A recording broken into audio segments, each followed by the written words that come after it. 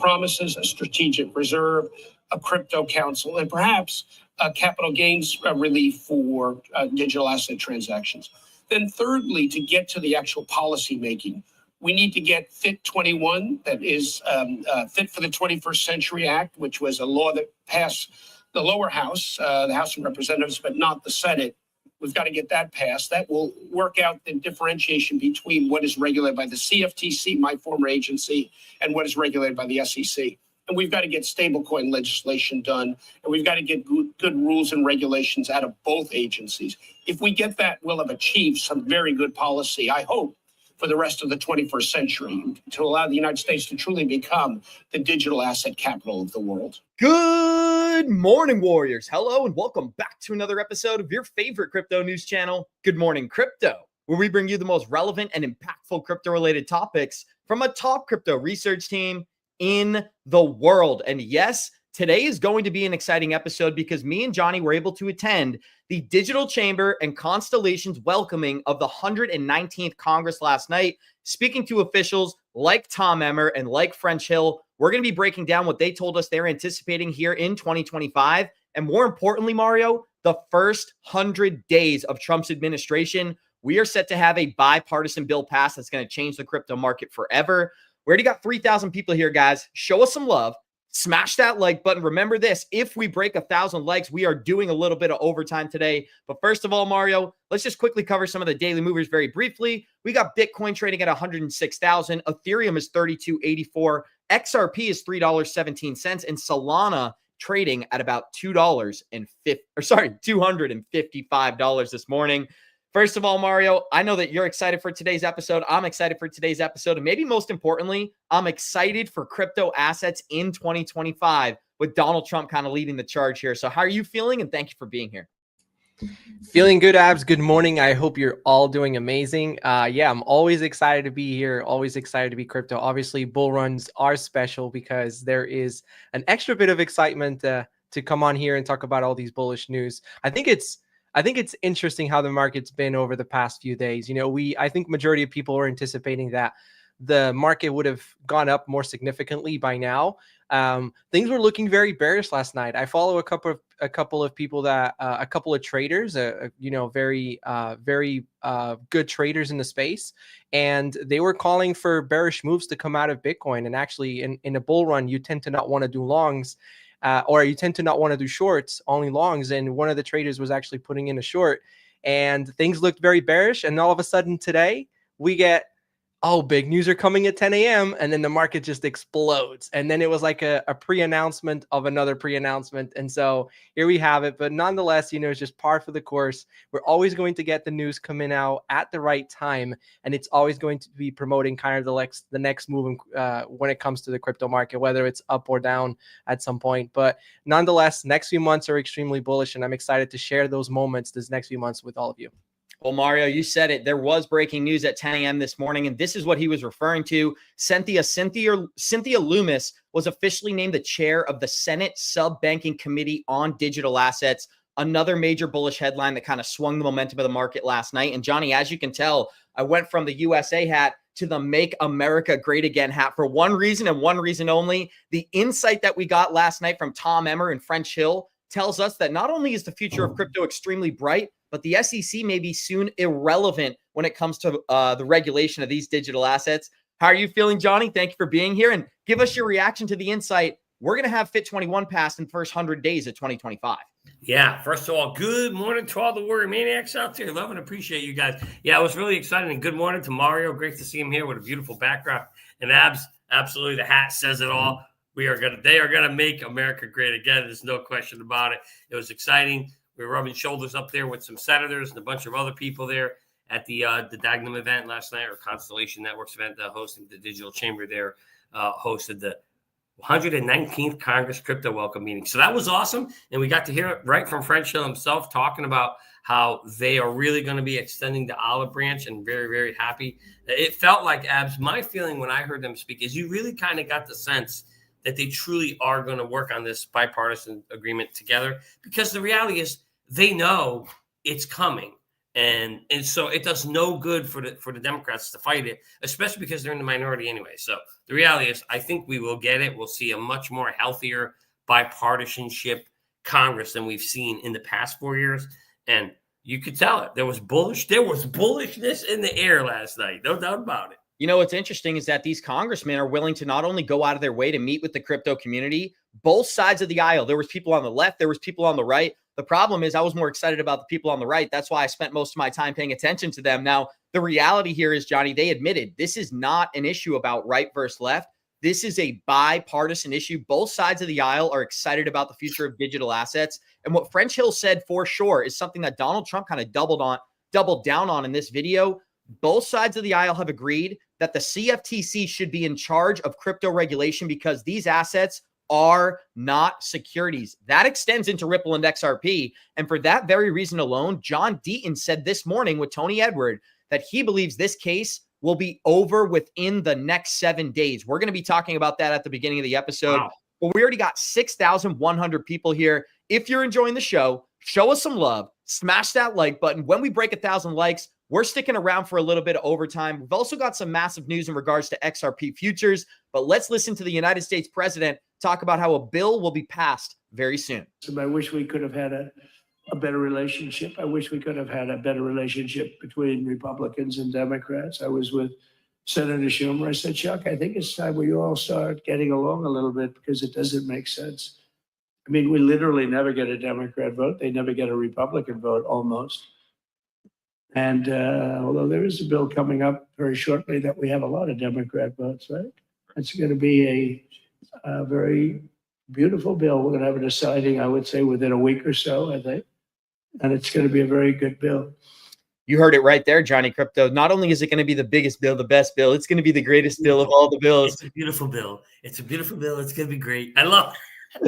On a more serious note, though, guys, what we're seeing right now is that crypto isn't about left or right and Gary Gensler and Elizabeth Warren versus, people in the crypto community. What we're seeing here is that everybody's excited about the adoption of these digital assets. And the most important thing to remember when it comes to crypto is that we are pre-regulation. That tells us we are early, and we're going to be breaking down these cycles, Mario, and where we are in the current cycle today. But there was a great video going around from Kathy Wood talking about the deregulation of the crypto industry. I think this fits very well into the Trump clip as well. Not only are we going to see Fit 21 passed, removing the power of the SEC to regulate these assets and giving it to the CFTC, we're going to see regulation across all markets drop, freeing up American capital markets. But let's discuss how this impacts crypto. Here we go. And I think what the new administration is doing is changing fear into optimism. And, with deregulation, I think that's highly underestimated, how important deregulation is going to be to unleashing animal spirit. So we're pretty excited about this. And yes, our strategies are starting to break out. I don't know if it's momentum or not. We haven't changed what we're doing. We think these companies are going to transform the world. They're just now being recognized a little more now that risk appetite is picking up a bit.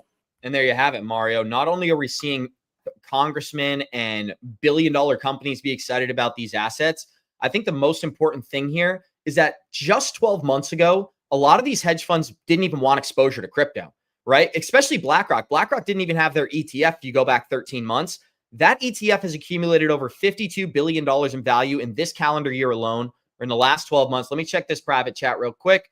So I guess Trump is speaking at Davos. Thank you for sending that, Johnny. We're going to be breaking this down today as well, because I guess Trump did mention crypto at the Davos event, Mario. But staying focused on this, and then we'll transition into that topic as well.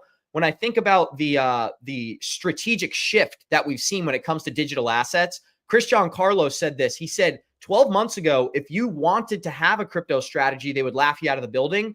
Now, if you don't, your clients are demanding it. So we've seen a complete inverse of the energy here where people were away from these assets. They weren't believers. Now the hype train has officially started. And I think it started with the ETF all the way back in 2024. But the nitrous oxide, how do you put that? The accelerators on the engines here, guys, were kicked off with Trump launching his meme coin. And believe it or not, people are frustrated. Attending this event last night, there's a lot of congressmen and there's a lot of powerful individuals in Washington, D.C. who were saying, what the hell is going on here? We have a president promoting a meme coin. It's a new day and age, Mario. So I don't want to get too sidetracked here, but what do you think about those two clips? The fact that we're going to see a new bill, we may even have a reserve, and right now, companies already switching their strategies. Yeah, like to build on your analogy, it's like crypto just got a supercharged engine right now. The sentiment changed really quickly. Like it's crazy how we look back to a mere 12 months ago, and obviously 12 months ago we already had a lot of hype beginning in the space with the announcement and release of the ETF for Bitcoin. But yeah, 13, 14 months ago, honestly, I'm gonna keep honing in on that date of August 2023, I believe was either July or August, when BlackRock filed for their ETF. That was really the signal that this market direction was going to change. And I think that especially the last 3 months, since the result of the elections, the sentiment began to change very quick.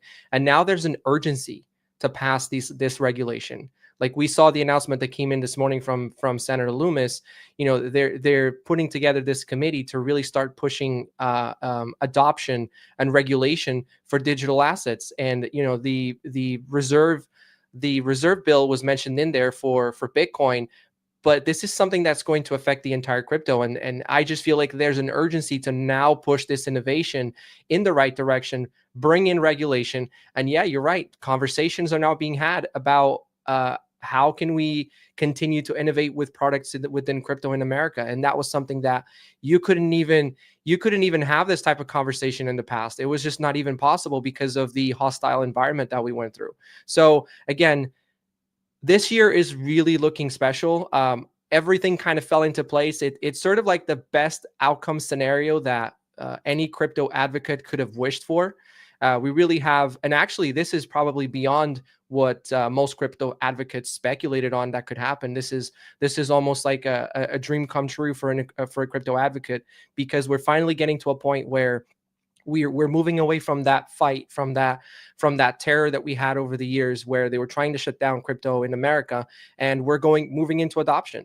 And this adoption is obviously going to have to start somewhere. And I think that the regulation piece is going to be very important, very crucial, because it's going to outline that rules of the road that we so much need. And so, yeah, the year's looking great. The government that we have, the change of government that we had, it's almost like everybody was put in the right place to start making this happen. We've got a different SEC. We've got the senators have been changed as well. And so the stance has changed, and it's almost like you have the right people in the right place to really get this thing going from A to Z pretty quickly. Absolutely, guys. And what I'm pulling up in the background right now, Mario, is the breaking news from President Trump at the Davos event, where he's talking about cryptocurrency. So I'm going to copy and paste this link right here. We already have 1,100 on YouTube. We got 10,000 people watching on all platforms. If you're enjoying today's show, show us some love. Smash that like button. And one thing is very clear, Johnny. Washington, D.C. has now become a pro-crypto environment. Whether it's Tom Emmer, French Hill, or any other representatives on either side of the aisle, they want this new regulation passed so we can capitalize on this new emerging market. That's exactly what Trump is doubling down on here. President Trump is live at Davos, and he says he will make the United States the world capital of AI and crypto. Make the United States a manufacturing superpower and the world capital of artificial intelligence and crypto. Make the United States a manufacturing superpower and the world capital of artificial intelligence and crypto. There you have it, Johnny Krypto. And I just wanted to play it twice for our listeners. It is a short clip, but again, I'm just going to give you the open floor here. It just goes to show how much things have changed. Just every single day, we've got a massive new update. Oh, it's going to happen for the next 6 to 9 months. You got to understand, we came from an environment and a country and an administration where our country was being, you know how Brad talked about holding the basketball under the water? Well, they think about this way. It's like the Biden and that whole administration was taking the U.S. and holding that whole thing under the water. And now it's been released. It's been, unleashed, I should say. Speaking of unleashed, make sure you go to firstandproduction.com and go check out that Rigged from the Start movie that you can see, or documentary, I should say, of XRP. But the reality is, guys, or Abs, you should be very, very excited. I mean, I'll tell you what, he's sitting there in Davos right now, right? And there are a bunch of Europeans. They're not going to be happy. And he's out there saying, I'm going to make America the #1 crypto world. He used the word World capital. I just found the video. World capital of AI and in crypto. So, dude, it is going to be very, very exciting what he's going to bring to the table. The rest of the world is finally going to now, like the rest of the world was kind of like, well, the U.S. isn't doing nothing, so we'll just do our own thing, go here and there. Now it's different. Remember, the U.S. typically leads and all the other countries follow. Now, this has been reversed. The other countries have been kind of leading and the U.S. has been behind. Well, my friend, you ever played a game Leapfrog? Because we're about ready to leapfrog the rest of the world, put ourselves back in the position to be number one at some point in time. And then abs, this is where it's going to get exciting, Mario. The rest of the world is going to start to see what we're doing. And they're going to say, okay, now we're going to start following what they're doing. Other countries are going to try to beat us and do it better. And it's going to create this massive, massive, great degree of competition and innovation in this space. And it's going to unlock more and more money. Everybody's going to fight to go and be the first ones to get the best blockchain solutions out there. It's just going to unlock, I think, massive amounts of liquidity. And that is going to be fantastic for all of us because we have front run all this, and that it's just really exciting. I agree, guys. And what we're going to play next, Mario, is a breaking another brand new clip from this morning where Larry sorry about that. Blockchain. Where Larry Fink is discussing how he wants the SEC to rapidly approve the tokenization of bonds and stocks. This reminds me of the video that we used to play all the time back in the day. I think it was like 2024 or 2023, Mario, where Charlie Gasparino is sitting there with Larry Fink on Fox Business, and he asks him, what is the possibility of BlackRock launching an XRP ETF here? And Larry Fink openly laughs. And my belief wasn't that it had anything to do with the launching of the product. I think there's much bigger things at play for the XRP ledger, for the Hedera network, for XLM, and several other projects that we often focus on. Here's just 12 seconds and we'll expand on this. Larry Fink discussing the rapid approval of tokenized assets in America. For crypto and blockchain and tokenization. I want the SEC to rapidly approve the tokenization of bonds and stocks. There you go, guys. Once again, Larry Fink promoting the idea that every stock, every bond should and will be tokenized at some point. I want to give a shout out to our friend Mark Yusko as well, because yesterday Cointelegraph clipped the clip that they took our snippet and posted it on their account, talking about the possibility of an XRP, Cardano, Hedera, and Bitcoin reserve. We're in a new day and age, guys. We're going to see this come very, very quickly, and American crypto projects are going to have an advantage in this market going forward. We already have 12,000 people here. If you're enjoying this show, show us some love, smash that like button, and remember, if we break 1,000 likes on YouTube, we're going to stick around for a little bit of overtime this morning, and believe me, we got plenty of exciting topics to discuss. We may even have more updates coming out as we speak here, Mario. But I just want you to focus on this. With Larry Fink, Donald Trump, Elon Musk, everybody is promoting the idea of digital assets. When do you believe this market peaks? And let's get into the Twitter thread you posted last night. Yeah, that's a great question. Look, I just think that here's the thing. Like we come on here right now and we talk about all these bullish news. And again, like we spoke about this briefly yesterday, it's very easy to be bullish right now. The sentiment is exciting.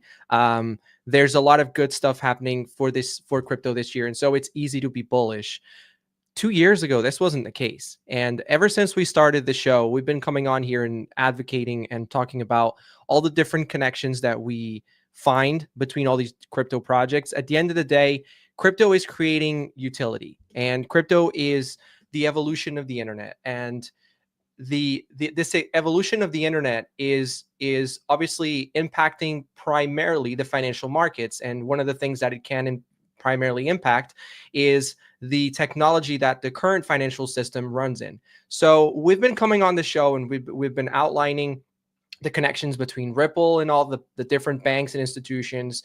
We've spoken about Quant, we've spoken about Chainlink. I mean, the list goes on and on. Very recently, we've got projects like Ondo, who've got a connection with BlackRock, and BlackRock has been very vocal about how they want to go heavy on tokenization. And, we just watched that clip from Larry Fink and we heard what he said. So one of the things that kind of brings us to one of the reasons why I'm saying what I'm saying, and it brings to the latter part of your question, which was the cycles. This particular moment in time that we're living through right now with all these news, it didn't come in the bear market. It didn't come in 2020, end of 2022. It didn't come in 2023. We're getting it right when we're supposed to be in a bull run. We're getting it right when this year is supposed to be the year that we go into blow off tops and things get super exciting for crypto if we continue to respect the cycles. So the thread that I posted yesterday, it was primarily focused or it was primarily towards people that are getting into the market right now. One of the things that I wish I had been told when I entered the crypto market is, hey, Mario, go check out the cycles. See potentially where we're at in the cycle right now, because so far that is the one constant thing that we've repeatedly been had over the years of crypto, is the consistency in which these cycles tend to play out. Not exactly always to the T, but the cycle itself has been pretty accurate. And so if you're just getting into the market right now, look at where we're at in this bullish cycle. And one of the charts that I posted in that thread was that a lot of people have this idea that the bull market started recently, a couple months ago, and that's not the case. I actually shared the chart that shows that the minute that we stopped going from a downtrend to begin the uptrend was January of 2023. 2023, that's 2 years ago. So not saying the bull run necessarily began in January of 23, but the uptrend began in January of 2023. So the prices have been going up significant or consistently for already 2 years. And so what I'm trying to say is that we potentially have, and Johnny said 6 to 9 months, that's literally what's been at the forefront of my mouth every time I have these conversations, is that we probably have 6 to 9 months left of this bull run. And so I think that that's very important for someone getting into the space now and not getting the wrong idea about how much time we have left, and that the bull market just started recently. You're going to get realism here on Good Morning Crypto, and especially from me. I'm going to tell you, listen, bull market did not begin a couple of weeks ago. It didn't begin when Trump was nominated or won the presidency back in November. It started a long time ago already. And so not to say that there isn't still potential. There's definitely still potential. But, I think that it's super crucial for anyone entering the space now, realizing kind of where we're at in the cycle. Absolutely, Mario. And we got Super G joining us, Gonzo. You're going to enjoy this clip. So I'm going to cue this up, and then you're going to give a response here, because what's so important about what we've been discussing is the cyclical nature of the crypto market. And there's always headlines that correspond with these bull markets. And my belief is this: 2025 is going to be the unlocking of tokenized assets inside the United States. Donald Trump has stated that. Larry Fink doubled down on it this morning. And maybe most importantly, due to the conversations that we had last night with Tom Emmer, with French Hill, and other American congressmen and representatives, we are going to see regulation passed in the first 100 days under Donald Trump's administration. And it's going to start with Fit 21, removing the power to regulate digital assets from the SEC and handing that power over to the CFTC going forward. But focusing on the cyclical nature here, guys, we already got 13,400 live listeners here. Let us know in the live chat. Show us some love. Smash that like button. When we break 1,000 likes on YouTube today, we're sticking around for a little bit of overtime. If we can do that within the hour, we're currently at 500 likes. So we are going to make that if we continue at this pace. But here's one of our, I guess this is a pretty cool guy. I don't follow too much of his content. He's got a ton of popularity here. His name is Thread Guy, but they are breaking down the cyclical nature of the crypto market and how every 4 years we peak in price. Every single bull run that I've been a part of, the top has been denoted by this red line on this chart here. The one thing that this has in common is every time the market tops, it's in Q4. So all the way back in Q4 of 2013, so that's November, December of 2013, that bull market topped at $1,167. Yo, new boys, listen up. 4 years later, November, December 2017, the market topped at $20K. 4 years later, November, December of 2021, the market top at 69,000. 4 years later would put us at November, December 2025. That's this year. That's assuming all things remain the same. Right. And that's what we've seen thus far, guys. As much as we want to talk about this cycle being different, I heard that exact same narrative back in 2020 and 2021. And I'm sure Mario can double down on this. Back in 2017, that was the narrative of that crypto market, right? We were going to see the adoption. We were going to see the ETFs. Obviously, it didn't come to fruition. Now, really quick, Gonzo, when you think about the Bitcoin price chart and how it drives liquidity into this market, I think that's why we go through these 4-year cycles. And what we're about to see for Bitcoin is adoption from governments and central banks around the world. And we're going to be providing some evidence for that later on. First of all, how are you feeling? Thank you for being here. And what was your reaction to this clip? This market should peak around October to November of 2025. Yeah, well, I mean, first of all, good morning, everybody. I'm glad that I was able to make it with you guys. A couple things. I think Mario is spot on. Let's start off with that, right? Um, I would say that people have been in a bull run since we bottomed at the end of 2022. Bitcoin has been in a bull run since January, pretty much, of 2023, right? If you want to look at alt season, not by the definition of what we usually call alt season, but the signal to go heavy into alts was in March of 2023 when Silicon Valley Bank collapsed and they backstopped all of those deposits. That was an indicator that the Fed would step in and they would not let the system break, right? And so that gave a signal that you could get into little riskier assets with altcoins. And if you look at where the lows were to where we're at right now, you'd be up significantly. So really the bull run, depending on when you were here, for Bitcoin, it started at, I would say, at the beginning of January of 2023. And alt season, depending on what you were in, started in March of that year. I think these cycles play out very similarly, but they're always a little bit different. So what's different about this cycle, right? Well, first of all, what is alt season? Alt season, we've all been waiting for like Bitcoin dominance to drop, and that usually kicks off our alt season. I believe that alt season is probably going to look a little bit different this time. Why? Because really the definition of alt season is when money goes from Bitcoin into altcoins, right? And not just the money, but it's percentage wise, right? That the gains all of a sudden go from Bitcoin outperforming to the altcoins outperforming, right? It signals a risk on appetite for the market.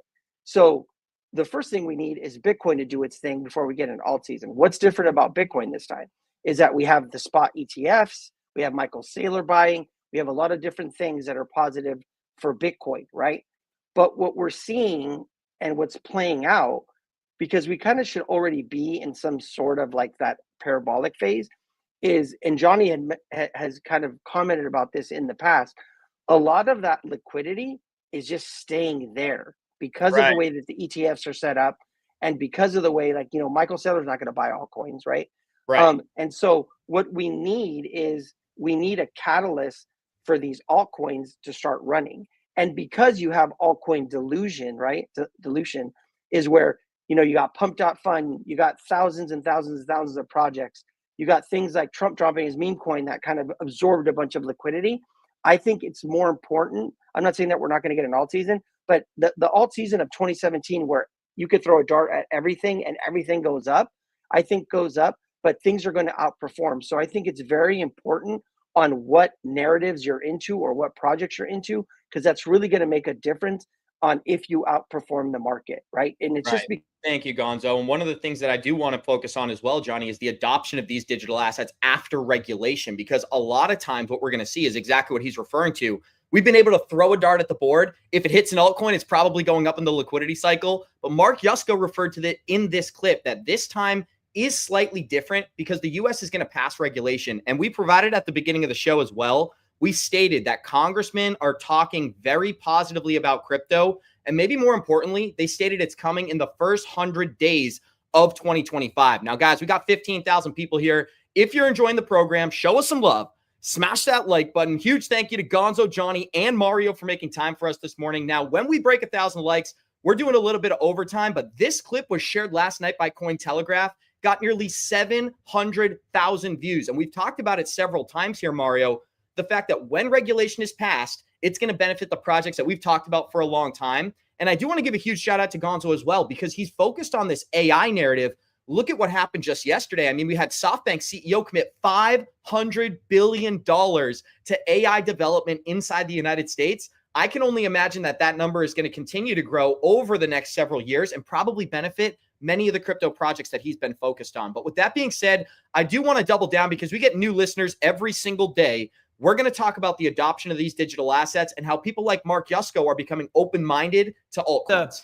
The one piece of legislation that is likely to happen, the other stuff, there's a lot of talk that they'll expand beyond just Bitcoin to now, XRP and Cardano and Hedera.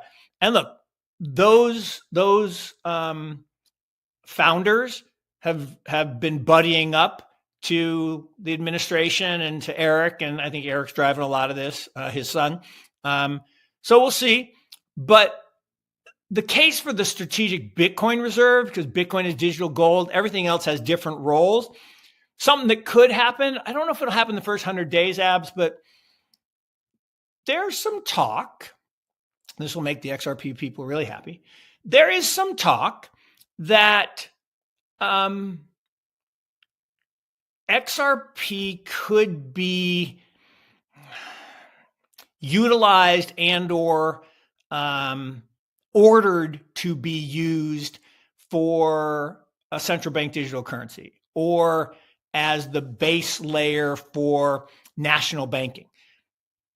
I don't know if it'll happen or not, but that's one that if that does happen, that changes things. It's kind of like, right now I look at Dogecoin and XRP kind of similarly in that they're utility tokens where you don't really get a share of cash flows. You don't really have a claim on anything. And there's not a lot of developer activity.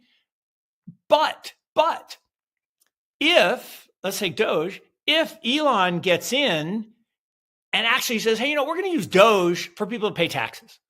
And I'm not saying that's going to happen, but if he did do that, I'd have to say then it's going to be worth more. And so if XRP really does get adopted as the SWIFT standard, clearly it's going to go materially higher. So I think those are things to watch because those are technology issues.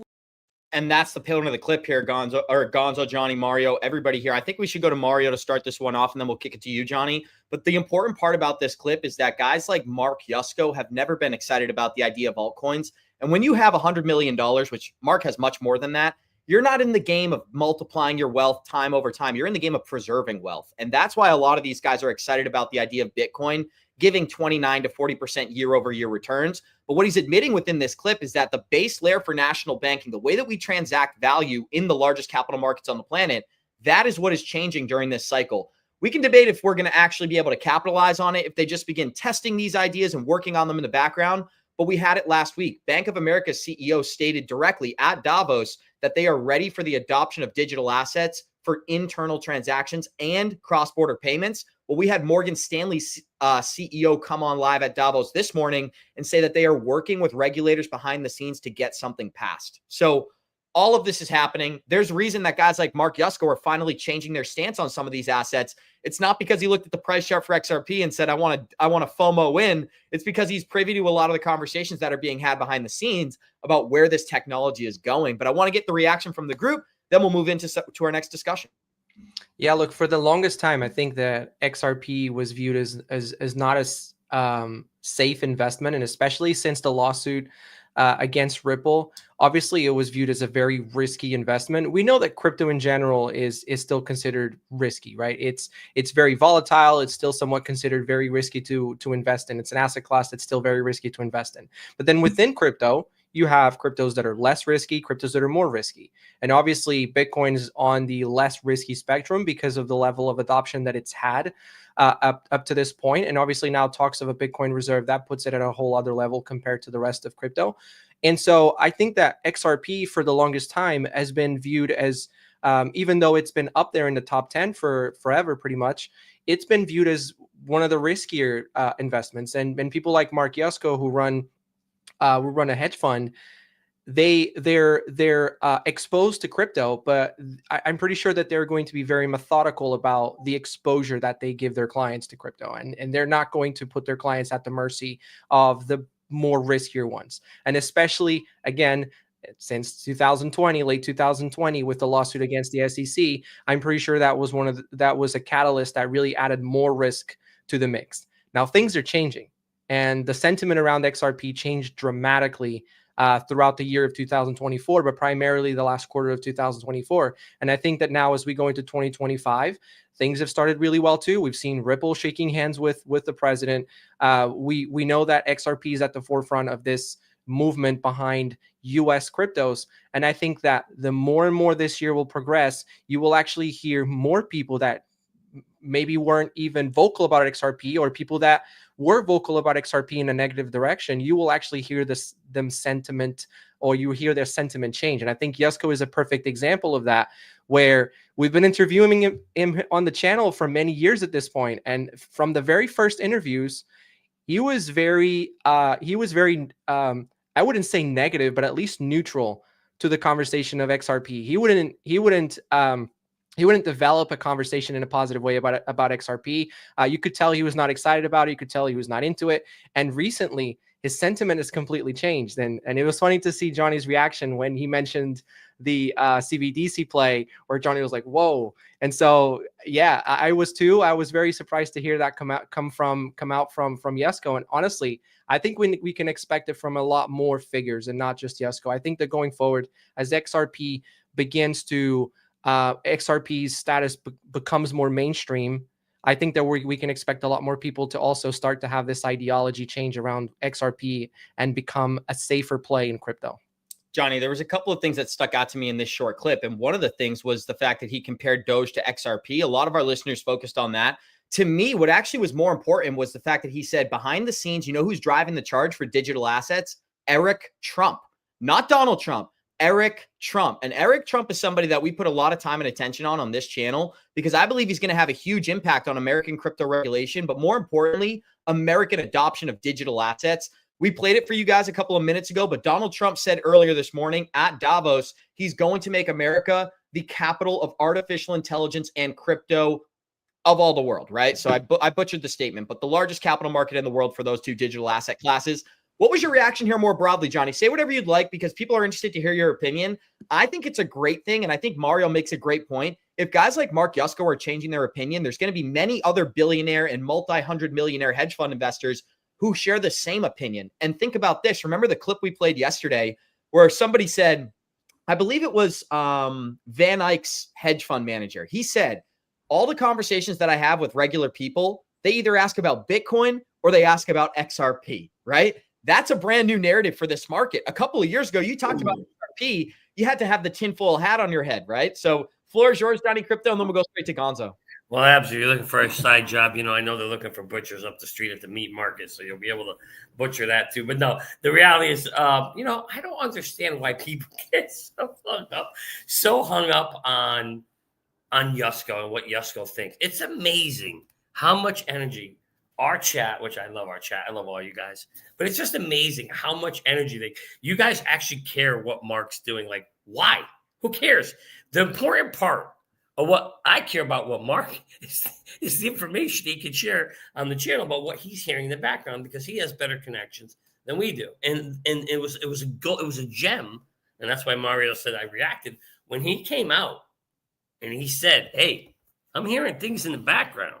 I'm hearing things, you know, he's hearing things in the background where they're talking about this thing may be used, you know, as a CBDC or the rails, if you will, for the national banks. And so that is what we have been all waiting for. We've all kind of known that. We all know that's been the play. We all know that's what XRP and Ripple has been talking about for years is, hey, we're going to be a cross-border payment solution. We're going to just because I say as a company I'm going to be that doesn't mean I'm going to get it.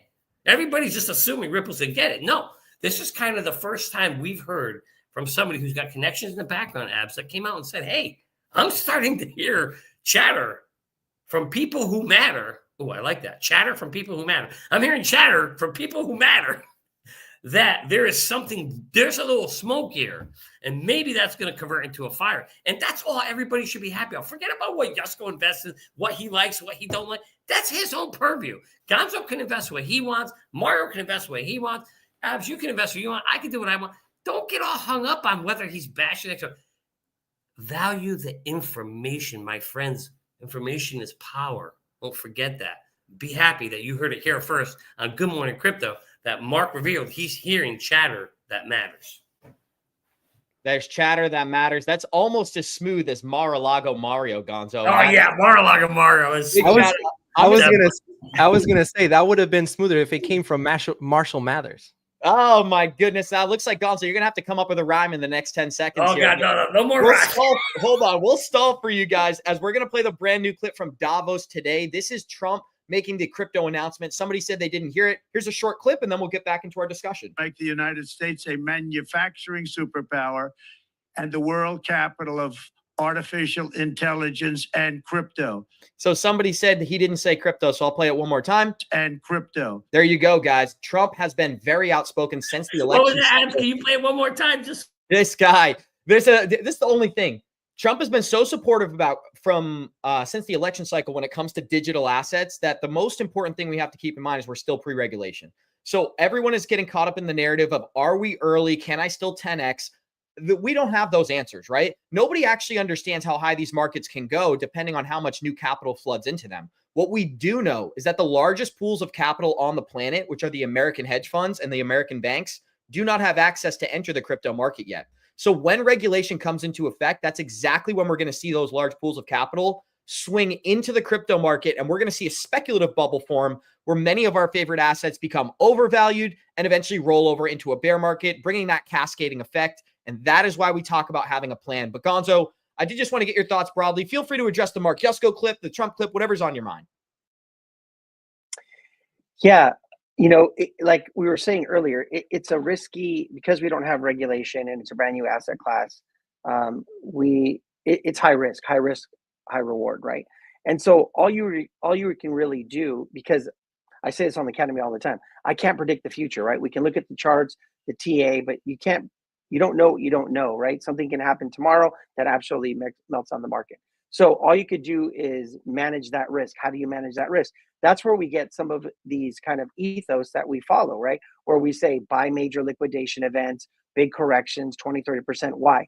Because the likelihood or the risk reward is that if you're buying down at those levels, more than likely we're going to be higher, right? Now, that could be higher in a few weeks, in a few months, depending on when you get in. It could be a few years, right? And that's where that time in the market comes in, over timing the market. Because if you give yourself more time, if you make a mistake or you buy at a higher price, you're probably getting an opportunity to buy cheaper and DCA your way down. And that's just kind of the market. That's why we're here, right? We're very, very lucky, I feel, that we're coming in before regulation, before traditional finance, before this thing is all regulated, and we're able to kind of ride that volatility, right? And the other thing that we do is a lot of things that we talk about on this show is we do research, and then we pick projects that have real world utility, that have real companies behind them, like Ripple, right? Again, Ripple's different than XRP, but sometimes what Ripple and XRP are doing are aligned, and that's good for XRP, right? And that's better than placing a bet sometimes on something that's more speculative or doesn't have a company with billions of dollars in their treasury or on their books to be able to kind of push that narrative or to push that technology forward, right? And that's all you can really do at the end of the day. But we feel like that we are still extremely early, understanding that we can't predict the future and that you really have to have like a game plan and a really kind of long-term time horizon, and then just pick your spots, right? What is it that you believe, create a thesis, and then that thesis will direct you in how you invest and what you need to learn, because there's so much to learn like in this asset class. But to me, it's all positive. You're going to see swings as he mentions things. This morning, we had that whole thing about Senator Loomis, right? Where she made this tweet where it's going to be a big announcement. And everyone's like, oh, this is it. It's the Bitcoin reserve, right? And the price started going up. And then she finally announced, oh, they're going to vote her in to be the lead of this or that. And the market came down, right? So it's all volatility. All you can do is ride it. I agree with you, Gonzo. And I know Johnny has a comment, so I'm going to kick it to him, but I want to come back to Gonzo for the start of our next article because I think he can build upon it really well. We already got 18,300 people here, guys. Show us some love. Smash that like button. If you want a little bit of overtime today, help us break 1,000 likes within the hour, because you know what's exciting about this, Johnny Krypto? The ride is only getting started. We came through the bear market. Now we're in the bull market. And guys like Mark Yusko are saying, hey, maybe some of these conspiracy XRP guys know more than we've let on. But I'm just going to give it over to you, and then we'll go back to Mario and Gonzo. We haven't even really seen a bull market like I think we're going to see. I know everybody, I'm kind of more of the contrarian, the Aquarius on the show. I don't really, everybody else thinks, 4-year cycle is going to be the same thing over again. I can't help but just feel it's going to be different. There's just too many different things changing. All the things we heard last night about what things are happening in the space. I almost think it's irresponsible to think nothing will change, but everybody's entitled to their own opinion. But Abs, I want to address this comment right here in regards to the Yusko comment we played, where he talked about XRP possibly being part of the CBDC, and this lady said no. Congress said no CBD, and by the way, so did Trump. He said no CBDC, and I had the original thought at first, like, well, wait a minute. If there's talk about XRP being the back rails of a CBDC, and we know Trump's killing a CBDC, well, then that's a problem for XRP, right? But then I thought about it further, and if you listen to Yusko's clip, which you can find out there now because it's got over 1 million views, you'll hear he says a CBDC or the national rails for bank to bank. And here's the thing, whether it's a CBDC or not, banks are going to need to talk to each other. It's going to happen. And so that's the part that's important. He says, or it can be the rails for national banks. That's the part that got me excited, because I'm like, okay, because then that sets aside the CBDC talk, but it can still operate because banks are going to want to talk to each other and link all this stuff together. And so to me, that's the part that I think is exciting. So just because you heard, him say it could be the CBDC and CBDC is not going to come, doesn't mean XRP can't still thrive from a national bank-to-bank connection perspective. So that's why I'm excited about it, Abs.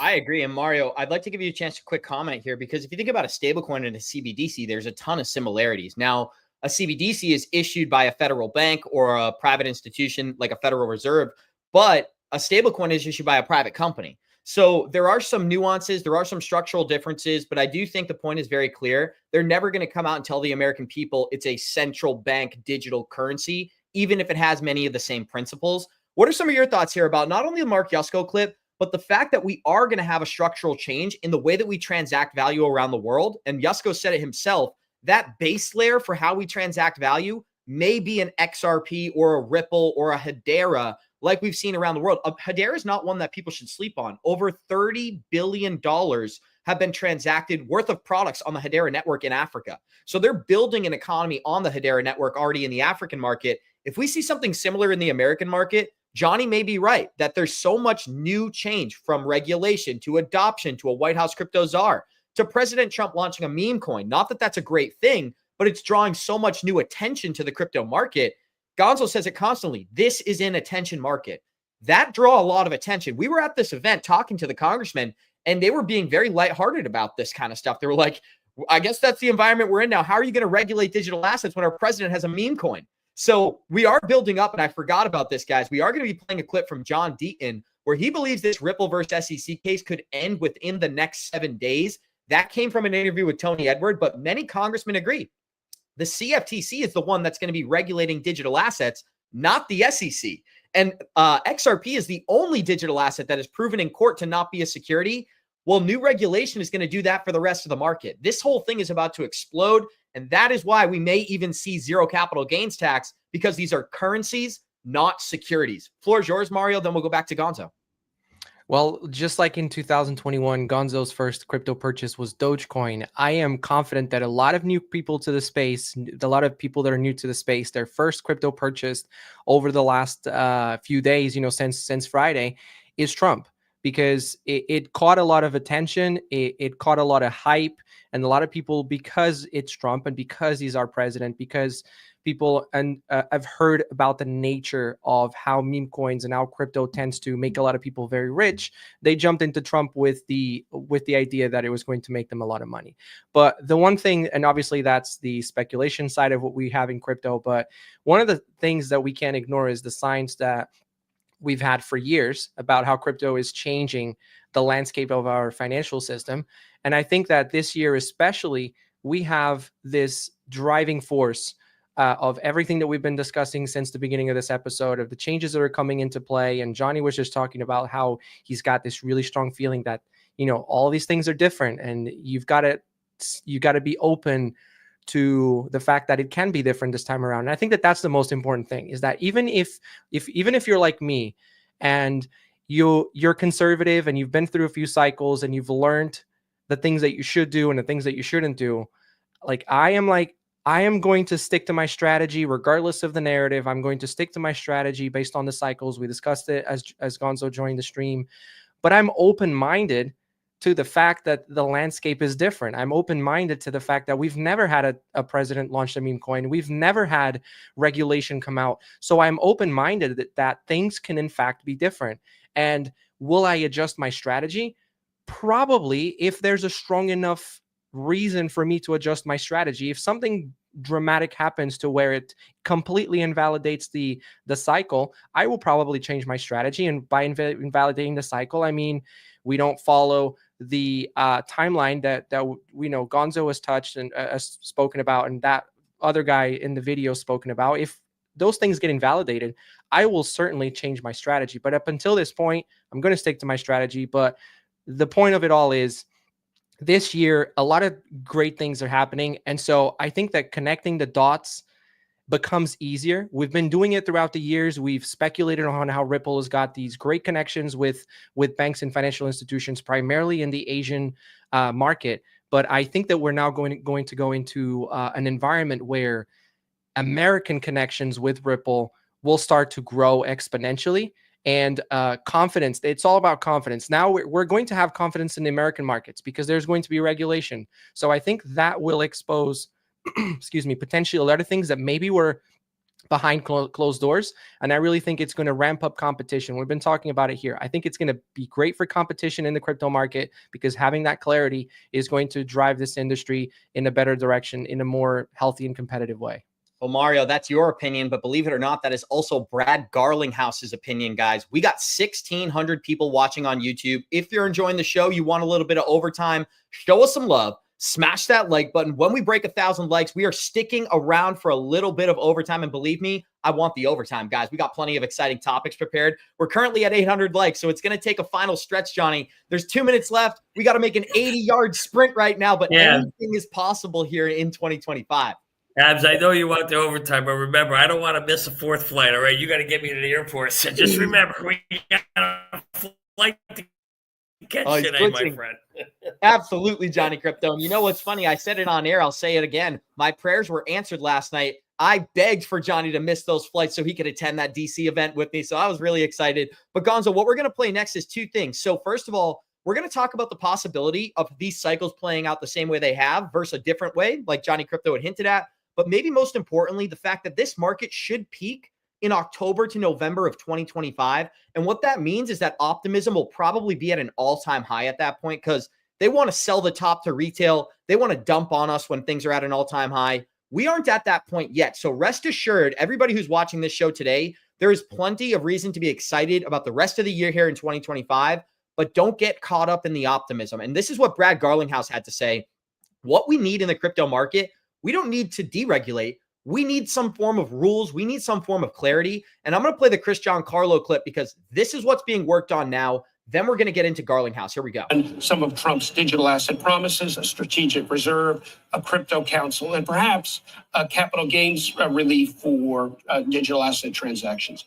Then thirdly, to get to the actual policy making, we need to get FIT 21, that is Fit for the 21st Century Act, which was a law that passed the lower house, the House of Representatives, but not the Senate.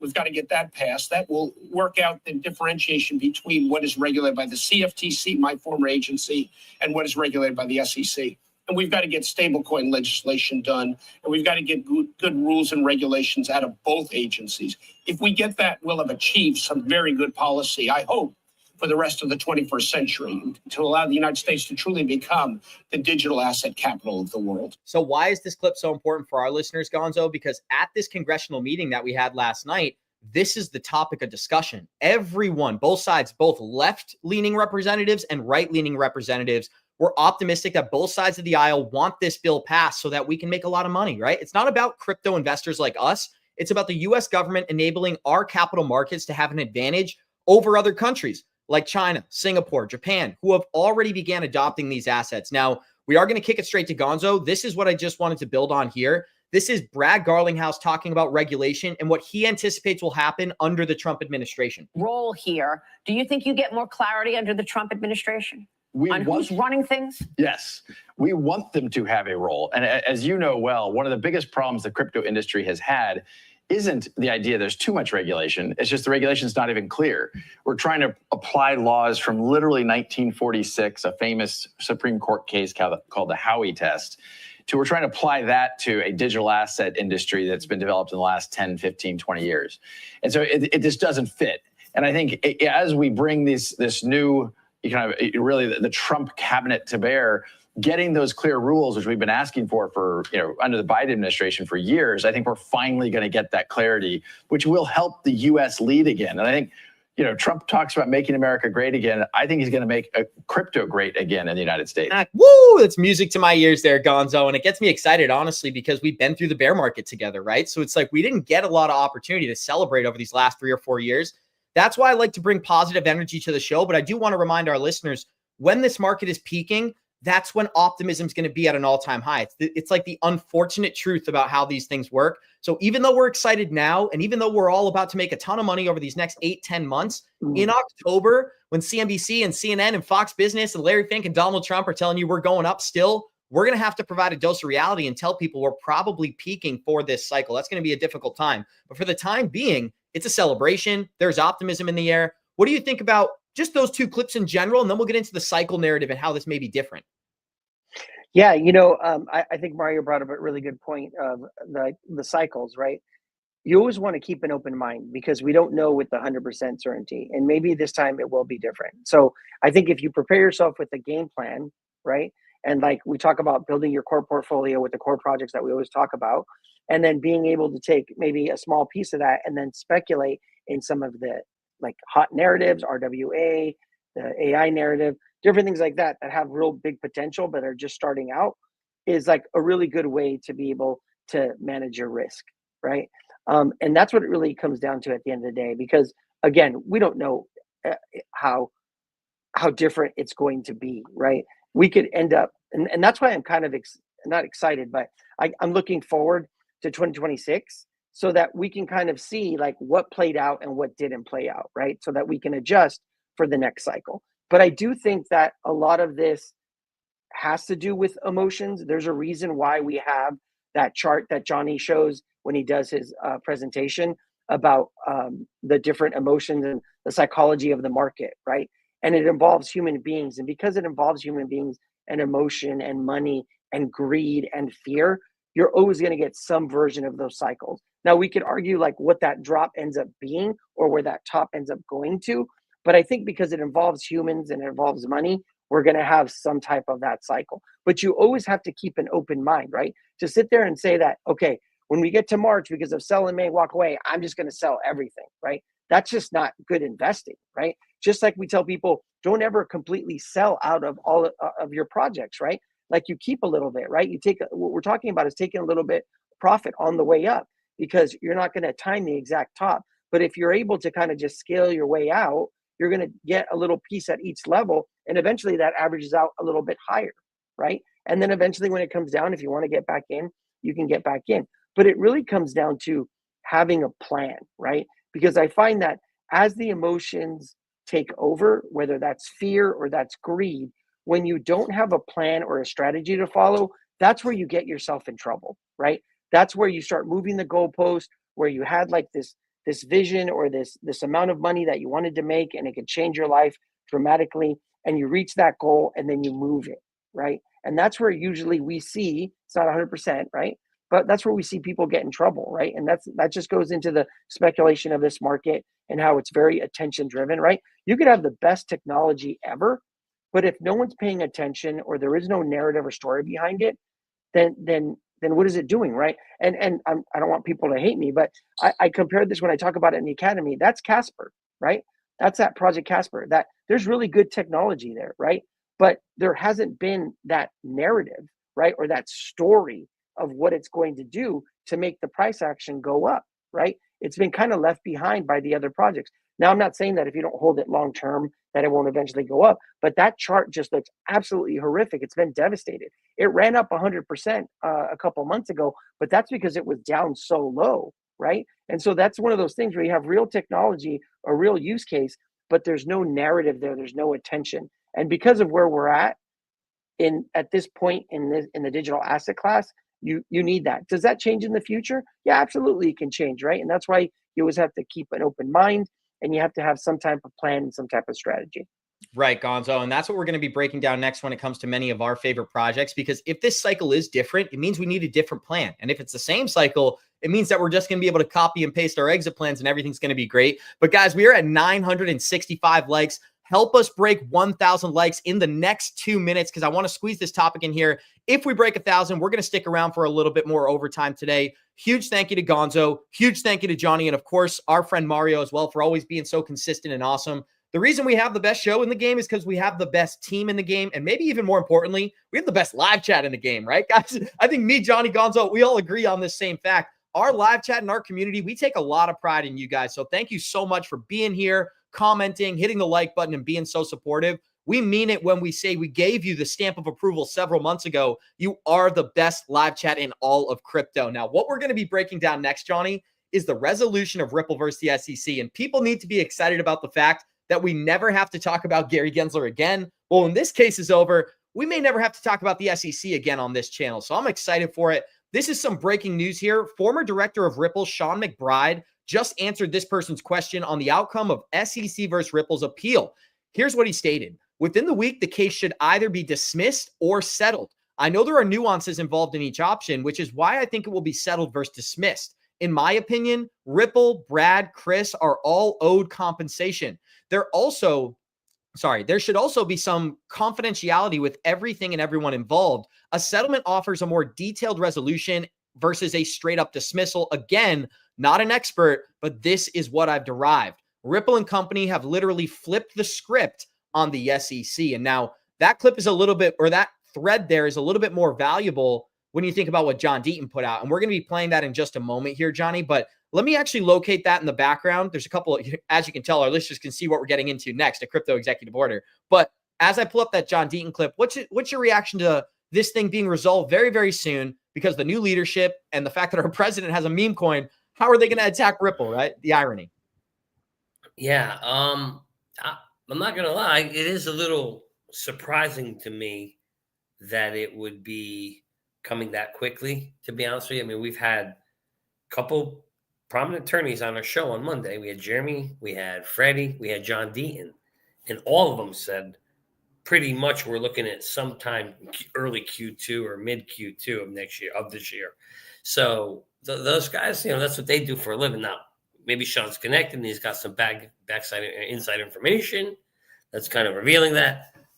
Maybe Ueda. The one thing that gives me, I'm trying to think, Abs, when we did the show Monday, do you remember if Ueda was announced as the chairman or the acting chair at the time? Had that announcement been made? It was? Okay. That happened live on air.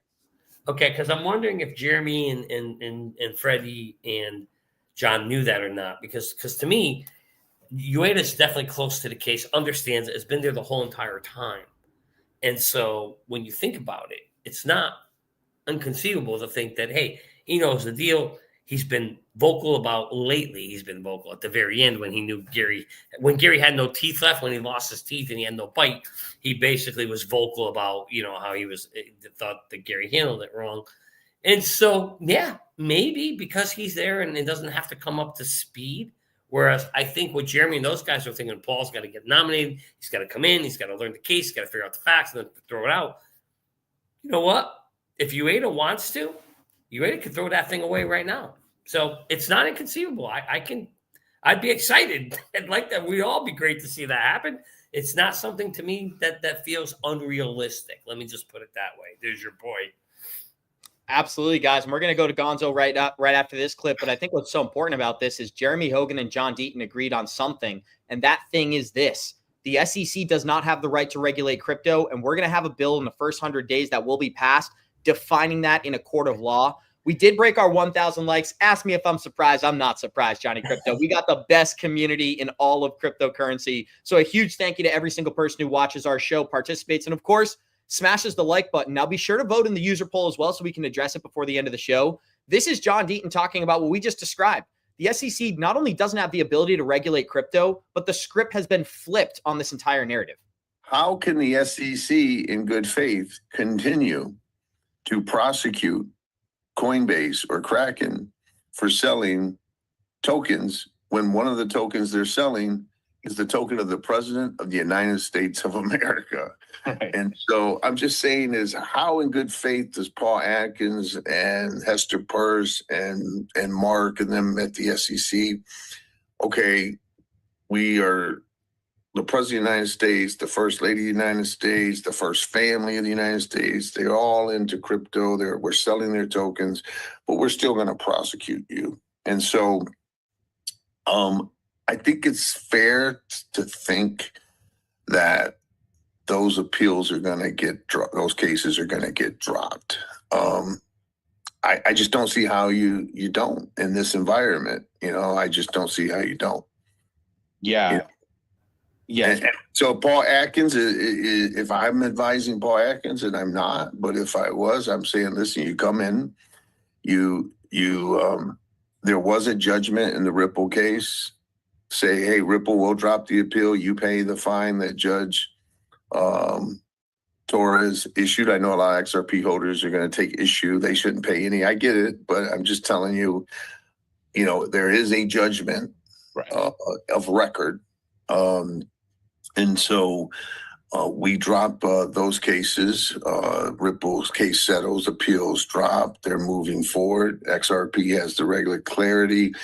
And focus on putting in guardrails to protect people from pump and dumps, potential meme coin pump and dumps, and let's make sure that we don't go from this one extreme to the polar opposite extreme where consumers are not protected. What's interesting about this narrative, guys, is that here's the whole thing about meme coins. Nobody forces anyone to buy a meme coin, right? So it's weird that we talk about adults. Maybe this is just new to me. Maybe this is kind of an interesting thing to say, but it's weird that we talk about adults as if they don't have the audacity to make their own decisions and live with them. If somebody apes into a meme coin, we always make the joke about the Huck Tua coin. Remember that thing? That thing launched, it got rug pulled, and I sat there and I said, some guy lost $1 million. Somebody put $1 million in, basically went to 40K. They couldn't even exit the liquidity. I said, well, if you're the type of guy who's going to throw $1 million into a girl's meme coin who got famous for saying she hucked tuas, that's a financial decision you got to live with. Am I right, Gonzo? That's the whole thing that we're kind of dealing with here. So going back to a more serious note, what I think we're seeing with the Ripple versus SEC case is that not only is this going to work in our favor because it's been determined XRP is not a security. We already know that. But it's also going to remove a lot of the speculation about if these projects are going to be attacked by regulators going forward. So quick comments from you, and then we'll go straight to Gonzo. Well, first of all, this is what we call a conundrum. Trump has put us in a very interesting situation because Deaton is 100% spot on. Is how the hell are you going to sue anybody when the highest level of our government launch his own meme coins? It's very, very tough right now. They almost have to drop everything. And so what makes me wonder is I almost wonder if they sit around the table, and I know it wasn't Trump, so I'm not going to include Trump because he had nothing to do with it, right? It was his sons that figured it out. And his sons, Eric, probably said, hey, you know what? If we want to send a signal to the SEC in the world and give them a free rein to drop everything, we'll just launch a meme coin or something, and it's game over. And John's right. The pendulum may have swung the other way. Now, this conundrum that we're in, the SEC has to figure out, well, how do we put rules and regulations around this thing and not call the Trump coin a security issue, then go sue the president? That's going to be very freaking interesting. That's going to be an interesting one because you can't sue the president. So it is very, very interesting to see what's going to happen out of this. I think we totally are seeing the pendulum swing the other way. And it's not surprising at all to me if we end up seeing a lot of the stuff getting dropped. And of course, XRP case drop. As we said on this show, Abs, and that was the prediction we made, was they're taking that check. There ain't no way the SEC is walking away from a $125 million check. Money's already set aside in escrow by Ripple. It's already there. They're going to take the check, and they're going to shake Brad's hand. Brad's going to be happy to give him the check and end this freaking case. And finally, we get to move on and see what the real price, speculative price discovery can be for XRP. Straight to you, Gonzo. I'd love to hear some of your thoughts. I did have this video. I don't know if you want me to play it. This is when President Trump was asked about his meme coin. Maybe we'll just play it for Gonzo, and then we're going to give him the open floor to discuss whatever he would like in regards. Yeah, play it, Abs. It's hilarious. Okay. Play it. crypto coin the other day. Do you intend to continue selling products that benefit yourself personally while you're president? Well, I don't know if it benefited. I don't know where it is. I don't know much about it other than I launched it. I heard it was very successful. I haven't checked it. Where is it today? You made a lot of money, sir. How much? Several $billion, it seems like, in the last several days. Several billion? That's peanuts for these guys. You heard it right there, Gonzo. Yeah. So I just think it's kind of funny to see a U.S. president talking about his project and everything. What are your thoughts in regards to what Deaton had to say as well when you think about the change that we've seen in the narrative? Just 4 years ago when Ripple was sued, remember, Ethereum, Bitcoin people, Solana people were cheering. They're saying, go after this scam coin, go after this meme coin. That's what they were saying about XRP. Now we have the complete inverse happening where it's like, if there's a top tier of the crypto space, it starts with XRP. If you exclude Bitcoin, I think XRP has much more validity than an Ethereum or a Solana. So floor is yours, and then we'll continue. I think that, regardless of how you feel about the president of the United States dropping a meme coin, whether you love it or you hate it, you think it's a good idea or a bad idea, what it did accomplish was it brought attention, right? When you look at the analytics on Moonshot, I think the first 24 hours, 400,000 people downloaded the app so they could buy the Trump token. And that's not new people, right? Because you think about it, like the people that are already here or that are crypto native, they already had their Phantom wallet, right? They already know how to use a DEX. And that's where we saw that liquidity drain. I went live in the Academy on Saturday to talk about this, where all the Solana projects that were built on Solana were drained because people were just YOLOing into Trump. So that's new people. So regardless of how you feel, whether it's a good or bad idea, it's bringing more attention. And I think overall, it's a good thing, right? For the attention part of where we are in the cycle. The other thing too is that I'm of the belief that meme coins are not a security, right? I think that we need regulation, and I think where the regulation will come in is if there's rules as far as like the rug pull, right? And there are actually laws for that. Like when you steal people's money, like that's a crime, right? But the meme coin in itself, I don't believe is security because they don't promise you anything, right? Like you were saying, like, what did you expect, bro? You put $1 million in the Hook Tui thing, and then you're upset that you got rug pulled, right? There's no utility there, right? And so they don't claim to be utility tokens. They're community, or they're funny, right? Or they capture a moment, right? And then people speculate on them, right? And so, but I think that when you look at it, I think it can give you an indicator of where we are, regardless, like I was saying, how you feel about it, that it's like the first warning shot fired in this bull market, right? Not as far as like where we're going, right? And then you take the other pieces of the puzzle of, pro crypto president, vice president, pro crypto Congress, pro crypto Senate, right? The new Paul Atkins is going to be pro crypto. The guy that's interim right now is pro crypto. They created a pro crypto task force head by, crypto mom Hester Pierce. The CFTC person is going to be pro crypto. So again, the pendulum is definitely swung the other way, and it just tells you where we're going. Now, there's so much going on, I believe. And again, that whole delusion thing, where it's going to be even more important, one, to have patience, two, to pick the right projects, right? And then have the right term time horizon, right? Because it's just that part of the cycle, right? And it's almost like I was saying, back to the psychology of the market, we're almost in that disbelief phase where literally the president of the United States dropped a meme coin. And I think we're going to continue to see things like this that happen that seem very unbelievable, even to the people that are crypto natives, but even more unbelievable to the people outside of crypto, right? And that's where you get that disbelief. But that's kind of where we're at, right? We're in this phase of the cycle where things can get really crazy. They can get very parabolic. And while they're getting very parabolic, you can get a 30% dump in a matter of a few hours, right? That's just where we're at. That's where that volatility is. And that's why you need a long-term time horizon and temper expectations and just pick your spots, pick your projects, right? That's why we talk about certain projects, and most of them are in that American crypto narrative, XRP, XLM, Algorand, HBAR, right? And if you have a long-term time horizon, I think that you can mitigate your risk. We can't predict the future, but you can mitigate your risk. And if you hold these assets for long enough, I think you're going to be okay. And at the same time, if you want to speculate, take small pieces of your portfolio and speculate, right? Because you never know, if you hit a home run, you could hit something pretty big that's in a very, very strong narrative like AI or RWA.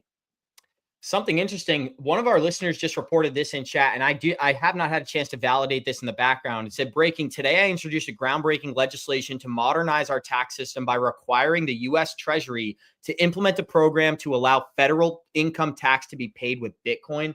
Is that breaking news? Can anybody confirm for us on Twitter? I would love for our Twitter sleuths to go out there and figure that out while we're live on air. Darren Smith also commented, Abs, please put out a coin. Everyone will buy it. Well, KG gave the perfect response. We're not about the money here, Pete. We are about the people and we are about the community.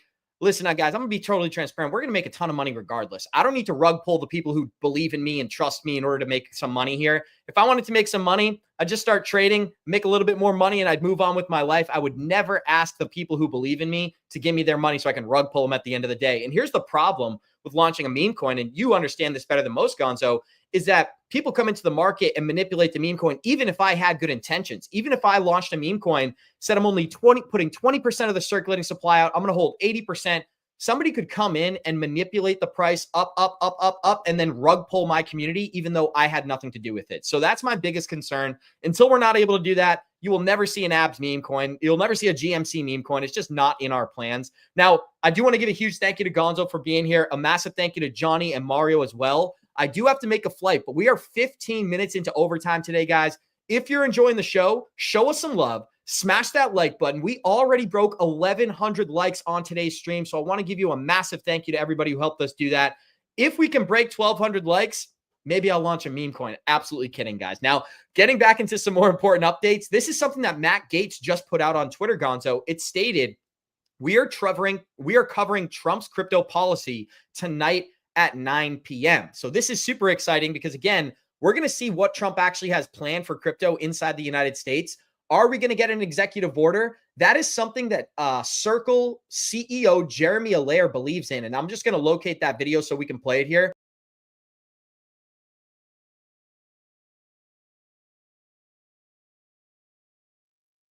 I think we lost Abs. Either that or I lost the signal. Yeah, Johnny, don't click anything in the background, please. So he just removed me off the screen. So Ripple. So here's what we're talking about, guys. So we've always hinted at the fact that during this cycle, we believe, Johnny, you don't have to leave the stream. I don't want you to accidentally exit it, please. Just leave it how it is. I don't know if he's closing down the stream or not. I'm a little concerned with what I'm witnessing in the background here, guys. Here's what we're talking about. Will XRP flip Ethereum? Seems like that's consensus right now. And that's something that me and you have debated for a long time on this show, Gonzo.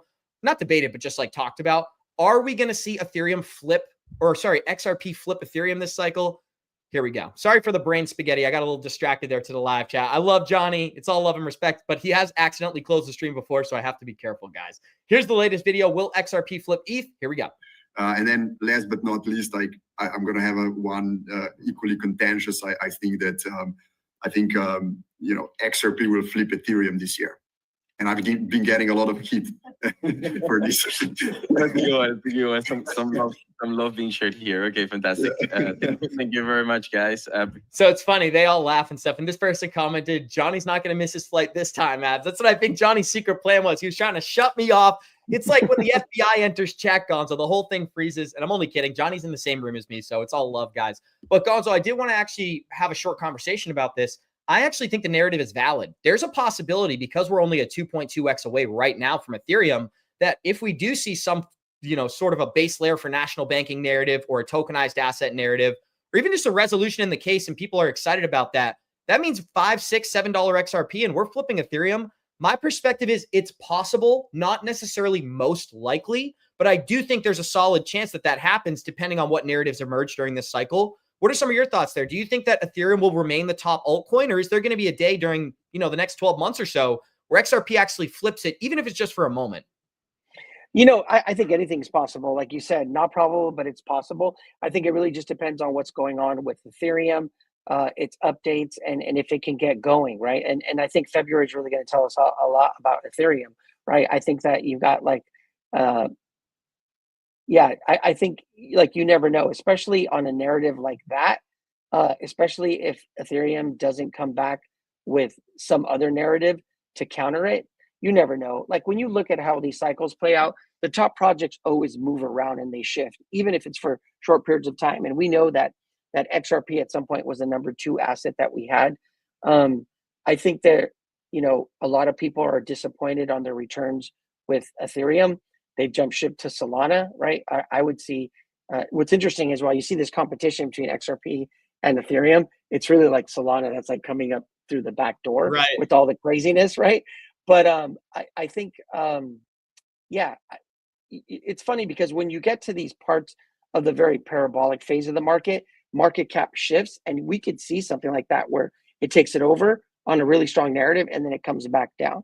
But I think over a long-term time horizon, right, we still don't know who the winners are going to be, right? Like all of that's being built right now, all that infrastructure, where these blockchains end up, which layer really ends up doing what.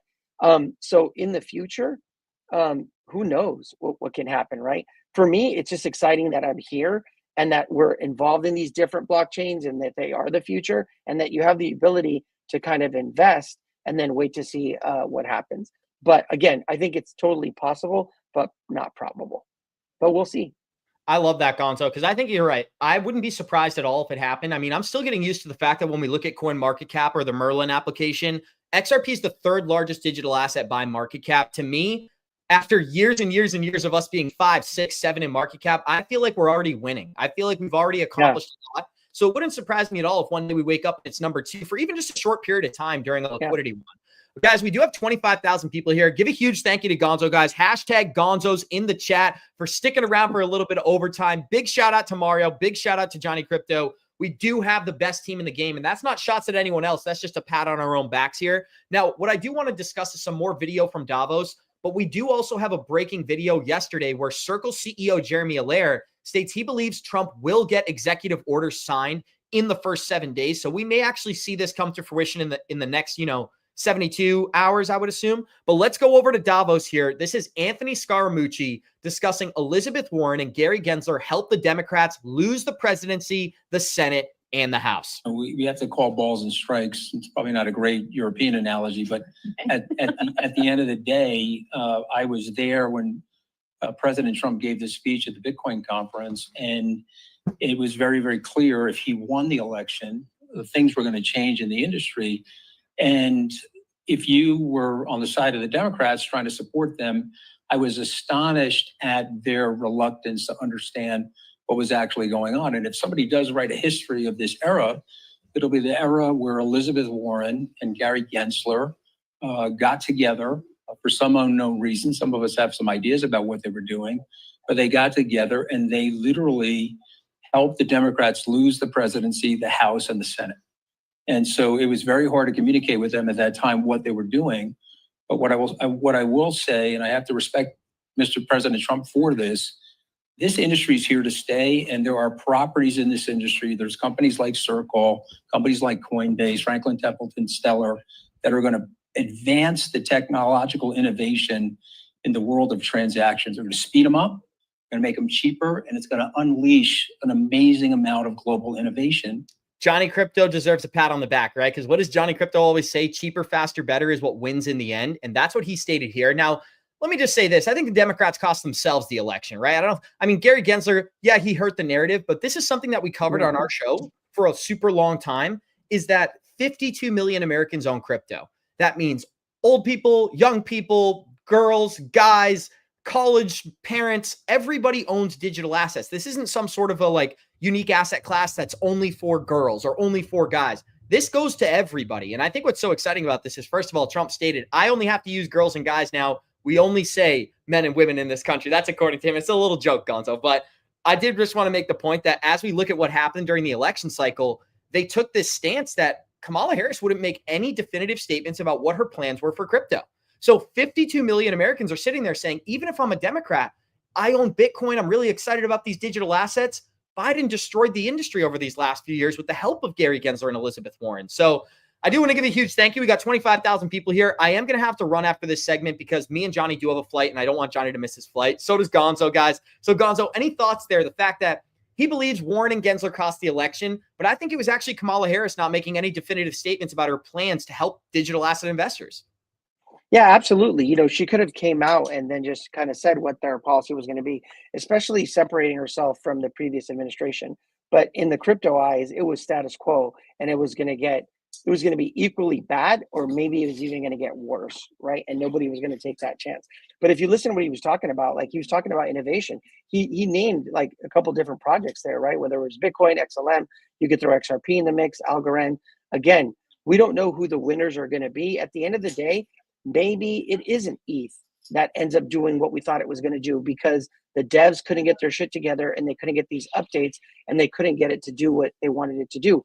Maybe it's Solana, right? Maybe the XRP ledger eventually sucks in all the devs and they start to build out the XRP ledger. We just don't know. We're very early. So all you can do is kind of have a long-term time horizon, pick your spots, right? Like I was saying, core portfolio, and then just take profits when you can. Anyways, guys, I got to go, but I love you guys. I'll see you tomorrow morning, bro. Love you, Gonzo. Thank you so much for doing the overtime. We appreciate you. I can't tell you that enough. Big thank you to Johnny. Big thank you to Gonzo for making time for us. I'm going to bring it home with just the results of the user poll, guys. But just so I'm not full screen here, let's leave the Trump token on screen for a moment. We asked you, when do you believe XRP will break all-time high? Or do you believe it breaks all-time high in January is what we asked. 74% of the chat says yes. 25% says no. I think it's definitely possible. Maybe not likely. I'd label it about 60% chance yes. That's what I would say. So it is more likely than not. But $3.84 is the all-time high for XRP. I want to give a massive thank you to everybody here. We got 25,000 people here, 1,566 watching on YouTube. If you guys are enjoying the show, show us some love. Smash that like button. Help the algorithm pump this out to as many listeners as possible. You guys are amazing. Couldn't be more grateful to be able to do this every day. I'm going to get on a flight heading back home from Washington, D.C. We've been here for about 7 days. Cannot wait to get home and sleep in my bed again. So that's going to be exciting. But it's been an amazing week. And again, I just want to remind you guys, the insight that we got last night at the 119th Congress meeting was that FIT 21 will be passed in the first 100 days. That is from the mouth of several congressmen. So what that means is that the CFTC will be in charge of regulating crypto, because these assets are commodities and currencies, not securities. So with that being said, guys, I just love this clip so much. We're going to have a little bit of fun to close out the show for today. Huge thank you. One last reminder, if you want to support the show, show us some love, smash that like button. We love doing this with each and every single one of you every day, but you may even get tired of winning here in 2025. That is something that we're already experiencing. We love you. We appreciate you. And like we always say, Warriors, I'm going to be so proud of your president, and I don't care about that. But you are going to be so proud of your country, because we're going to turn it around and we're going to start winning again. We're going to win so much. We're going to win at every level. We're going to win economically. We're going to win with the economy. We're going to win with military. We're going to win with healthcare and for our veterans. We're going to win with every single facet. We're going to win so much, you may even get tired of winning. And you'll say, please, please, it's too much winning. We can't take it anymore. Mr. President, it's too much. And I'll say, no, it isn't. We have to keep winning. We have to win more. It's going to be so